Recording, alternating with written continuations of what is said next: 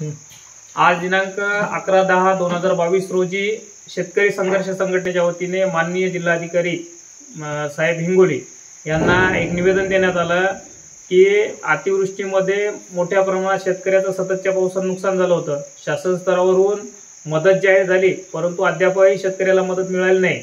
दिवाळीचा सण आणि रब्बी हंगाम याचा विचार करून शेतकऱ्याला तातडीने अनुदानाची मदत ही तातडीने वाटप करावी व हिंगोली जिल्हा इतर जिल्ह्याप्रमाणे ऊसतोड कामगाराचा जिल्हा आहे। आज घडीला हिंगोली मोठ्या प्रमाणात ऊसतोड कामगार आहेत, परंतु नोंदणी अभावी त्यांचा आकडा फार कमी आहे।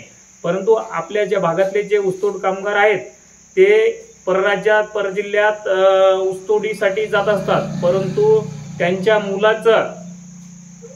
मुलासाठी शैक्षणिक नुकसान होऊ नये व त्यामुळे इतर जिल्ह्याप्रमाणे आपल्याही जिल्ह्यामध्ये ऊसतोड कामगारांच्या मुलाबाळांना हंगामी वसतिगृह चालू करावं अशी आमच्या शेतकरी संघर्ष संघटनेच्या वतीने मागणी करण्यात येत आहे।